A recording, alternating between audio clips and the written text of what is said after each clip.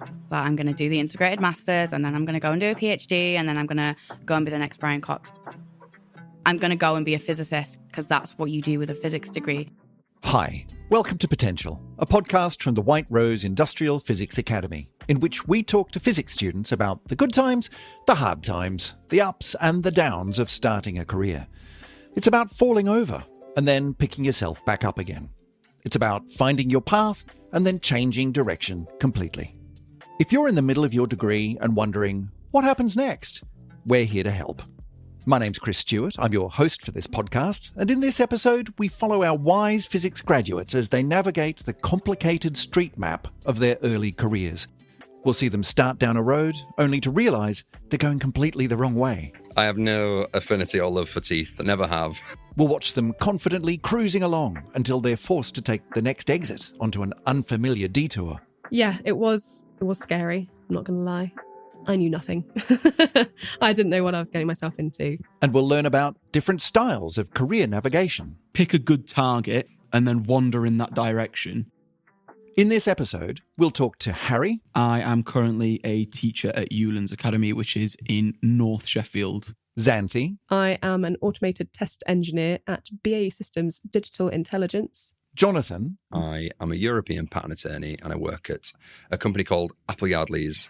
And to kick off this exploration of the highways and byways of career choices... So hi, I'm Natalie Greenwood, and I currently work at Aviva as a IT audit and internal audit manager. You had to think about that. I did. If you're listening to this podcast, chances are you're at university and most likely in the middle of a physics degree. Can you remember how you ended up here? When did you make that choice?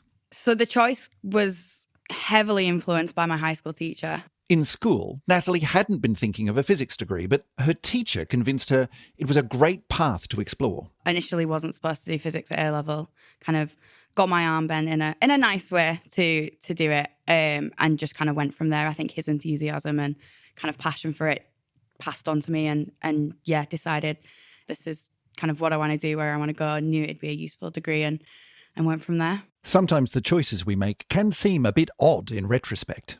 In school, Xanthi had a choice to make. When it came to my A-levels, I did physics, maths and classics.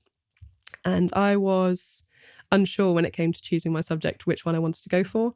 Physics and classics. How to choose? I don't know. Toss a coin? I decided that I didn't really like writing essays very much. And so classics sort of went out the window for me.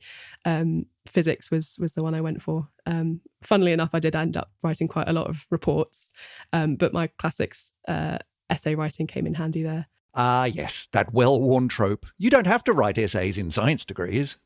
And then there's Jonathan, who didn't choose to do a physics degree, but ended up there anyway. I originally chose to do a dentistry degree, and that was because I'd done maths and science at A-level and didn't know what I wanted to do, and thought, I don't want to be a medic, so dentistry sounds like a good career, reasonable money. So I applied and got in to do dentistry at various universities. So great, plan made, path chosen. And then didn't get the grades, so didn't get in. So I was forced into an enforced gap year. When many people tell me they took a gap year, I thought, your gap year is different to my gap year. Applying for a degree, choosing a career path, and then not getting accepted? Well, some people would find that pretty hard to take. But when Jonathan took some time to reflect, he realised something really important.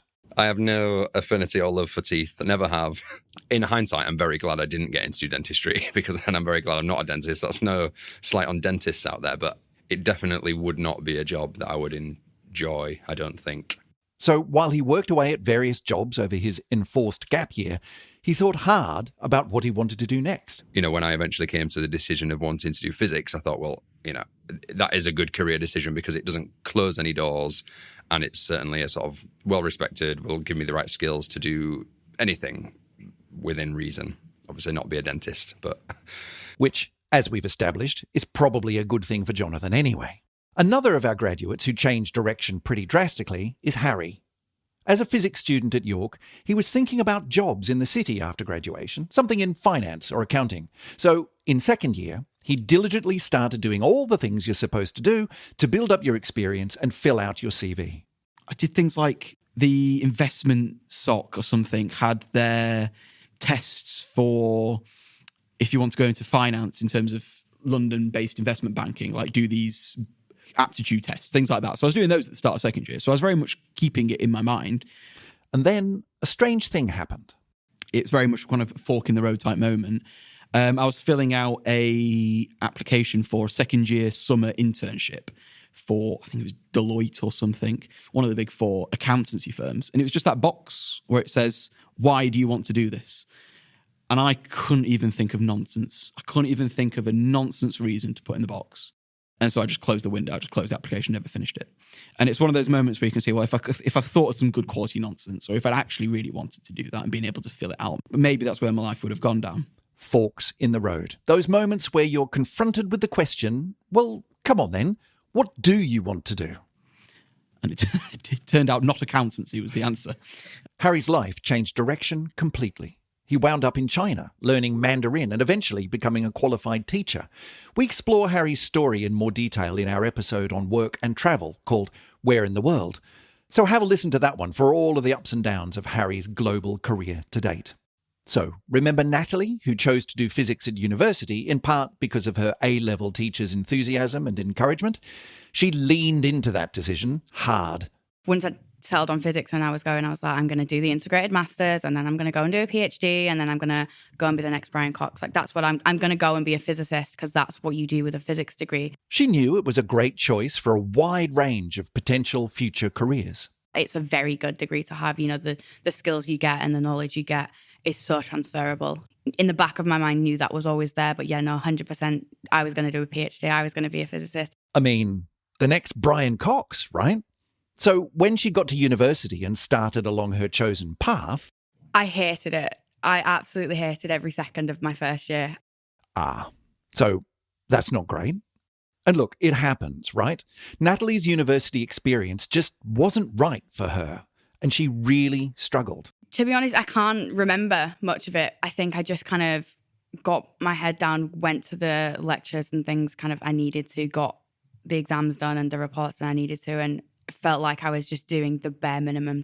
After a pretty tough first year, Natalie eventually found help through talking things through with her course supervisors at university.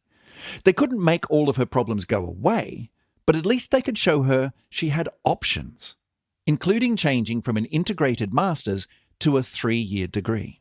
They didn't push, and obviously that they never would. It was my choice, but I think having them kind of suggest it and almost recommend it, I think helped, because again, you're on your own at uni, you've got to try and figure it out.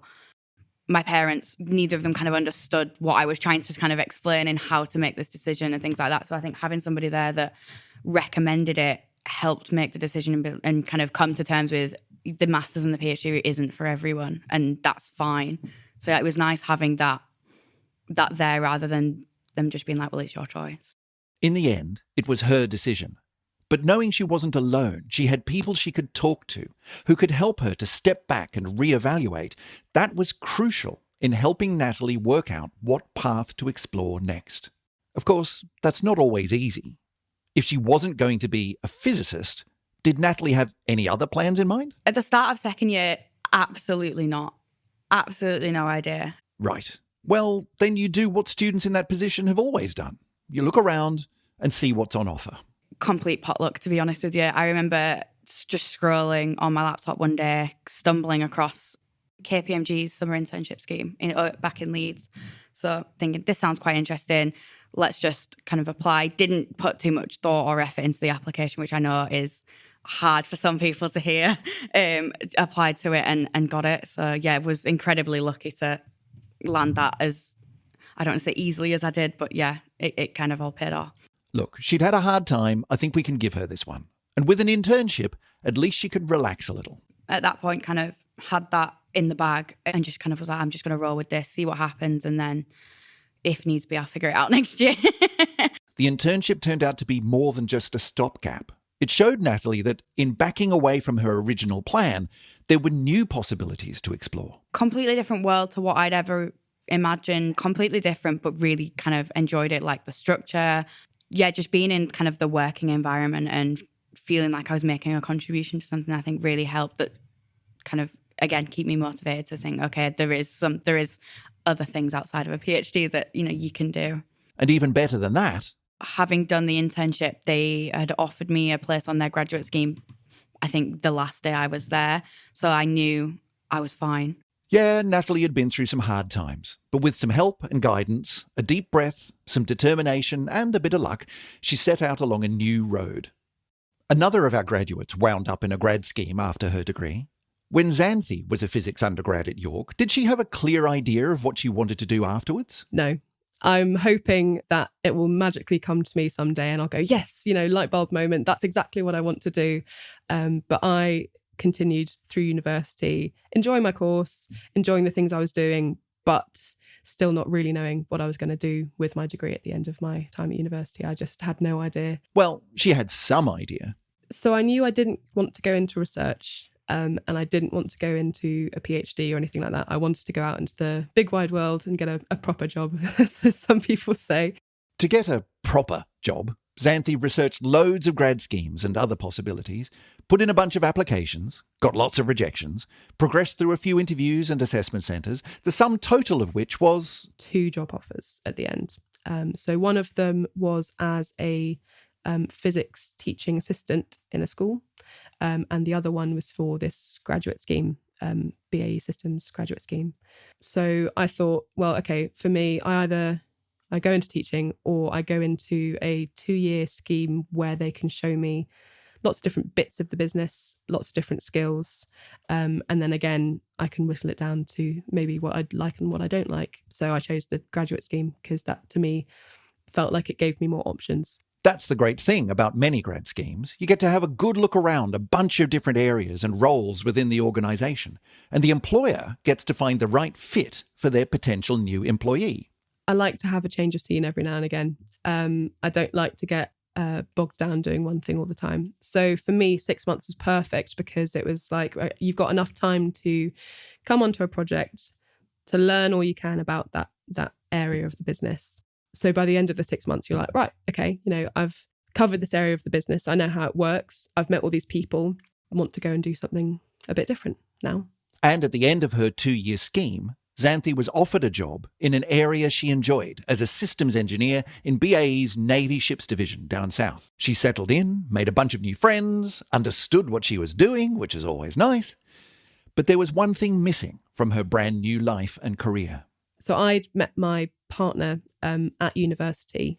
When it came to graduation from university, we said, we're not going to hold each other back. We're going to do long distance for as long as it takes. And the 2-year grad scheme seemed like a good time period. As Xanthi's 2 years in the grad scheme came to a close, they realised it was a lot cheaper for her to move back up north than her partner to move down south. And so unfortunately, I had to decide to leave, which was a big shame for me. I really enjoyed my job. I'd worked really hard. I'd made a lot of friends. I'd made a lot of contacts in that business.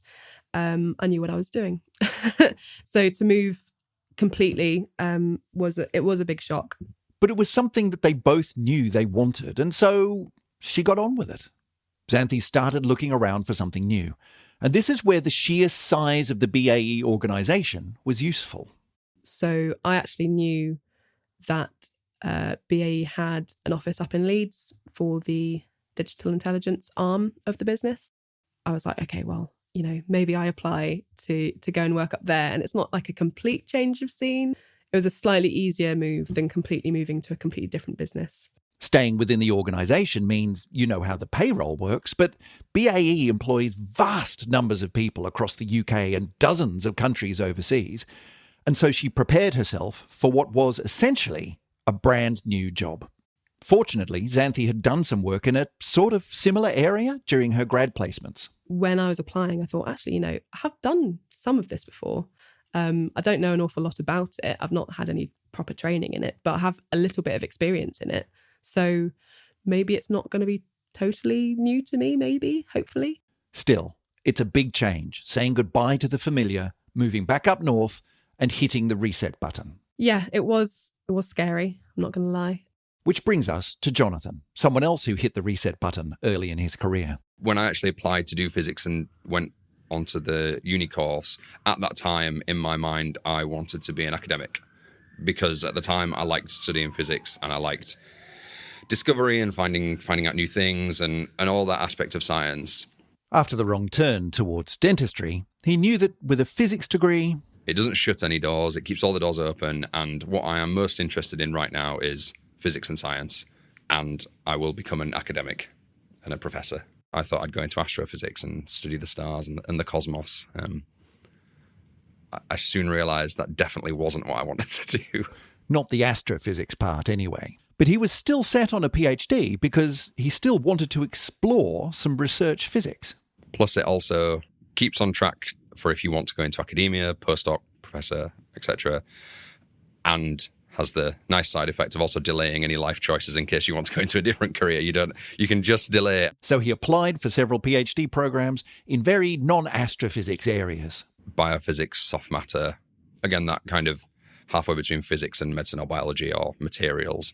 Lots of application, because still at that point I thought, well, statistically will be difficult to progress in academia because you look at the numbers and it's a very steep pyramid at the top. He wanted an academic career, but Jonathan's keeping his options open anyway. So he ended up in a very interdisciplinary PhD and spent the first year in coursework learning loads of non-physics biomedical stuff. But when the research kicked in, he quickly realised things weren't right. Individually, if you looked at all the components, I really liked them all, but I was just having a rubbish time. Jonathan found it hard to put his finger on exactly what was wrong. I guess the aspect of research that actually you might not get a result. Just because you are doing some experiments doesn't mean that the end result will just be there is no result, there's nothing here. And the open-endedness and the monotony of repeating experiments, and it just really got to me. I became really anxious.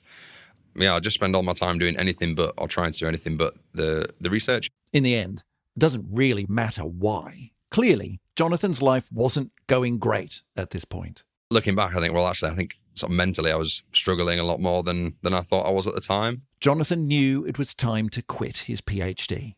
We explore how Jonathan dealt with this pretty crushing realization in a different episode of this podcast called Falling Down, where he explains quite candidly how he felt, what he did to push through the hard times, and how he got the support he needed.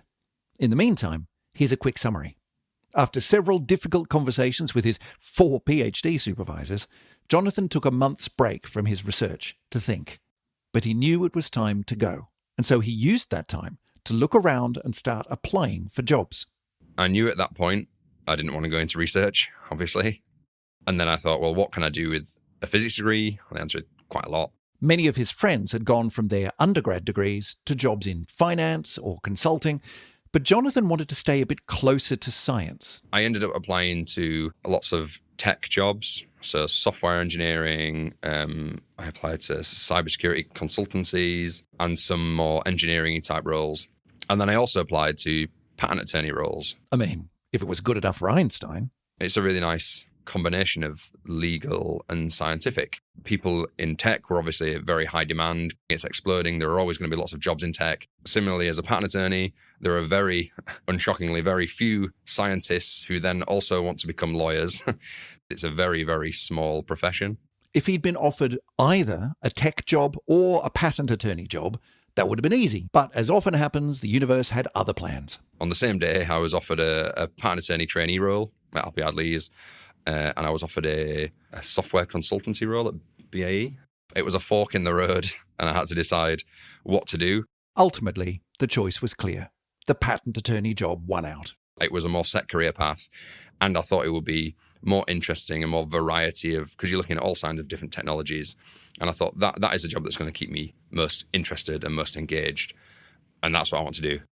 So we've heard stories from our 4 graduates now. Journeys that start out in one direction and then switch to a different direction. Some of these changes have been completely natural and easy. Some have been abrupt and painful. All of them took some courage and determination. So what can we take from all of this? Well, first of all, if you're caught up in a dilemma, making a difficult choice, wondering how you're going to get through, just know that things will get easier. I'd never slept so well that night after saying I'd quit. It was like a wave of relief, and the anxiety had just left my body. I just instantly knew that I'd done exactly the right thing. Natalie had a similar response when she changed from a 4-year to a 3-year degree. Kind of the relief of, I think by the time I had to make and submit the decision, I was halfway through and I was like, okay, well, I've done half. I can get through the other half in the better headspace I'm in now, hopefully, and much easier than the first. So yeah, that was a huge relief and kind of helped motivate me to get through and kind of do my exams and things. You can make a decision, you can change course, and it will be okay. The next thing to know is, even though it sometimes feels like your whole future depends on your next decision, you don't have to have everything figured out at that point. Like, I'm 4 years postgraduate and still figuring out where I want my career to go and things like that. Like, coming to terms with that there's no right decision. It's just a decision. And, you know, there's paths that lead off either way. So which one suits you now, and you can figure the rest out later, I think is kind of a good way to think about it. Harry's philosophy is worth considering. Pick a good target and then wander in that direction. Work out roughly where you'd like to go, but don't get too bogged down in the specifics. As long as you've gone somewhere and done something, built some skills, built something along the way, if you decide to pivot, you're absolutely fine. Everything you do on your particular journey is good experience, even the bad bits. I've ended up in a career that I really enjoy and in a place that I really like working. And I think having that perspective of it being not a linear path. I didn't do A to B to C. I did a couple of other things on the way. And I think that's helped me enjoy this role more and sort of given me a bit more perspective on what I definitely don't like doing. When I went from university to systems engineering, I knew nothing. I didn't know what I was getting myself into. And actually, really, going from this job into a different job, it's going to be kind of the same, I guess. I don't know a lot about it. I've got some experience in it, but I don't know everything. I don't think anyone knows everything when they move to a new job, but I've done it before. Maybe I'll be able to do it again, hopefully. Ultimately, a great thing to take away from this episode is that every one of our 4 graduates is in a good place now. In fact, they all said quite clearly that the course corrections, the stumbles and the U-turns, the choices they made give them confidence to face change in the future. If it gets to the point where I don't enjoy this job, I'll move on to the next career thing. I've already had those difficult conversations. If they had to happen again, it wouldn't be great, but I know it's fine. I know it all works out fine. It's given me that bit of self-confidence that, right, it was scary the first time, it was scary the second time, it was scary the third, fourth, fifth time, but I'm here. I've got a job that I enjoy. I've come through it all and, you know, I'm having a nice time. If something else comes up in the future, I can just, face it head on. Let's do it. Let's see what happens. I mean, look, change is inevitable. It's the only constant thing in life. So you may as well get used to it. Since she opened this episode, I'll hand over to Natalie for the final word. I have no idea where I'm going with my career, but it's fine. Like, I'm clever enough and kind of settled enough that I'll figure it out. A very kind of big believer in things just will work themselves out. It will be fine. You've been listening to Potential, a podcast for physics students. Huge thanks to Natalie, Jonathan, Harry and Xanthi, our wise physics graduates, for sharing their experiences so openly and honestly. The show is produced and presented by me, Chris Stewart, and brought to you by WRIPA, the White Rose Industrial Physics Academy, a collaboration of 5 university physics departments all working together to better prepare students for graduate-level technical employment.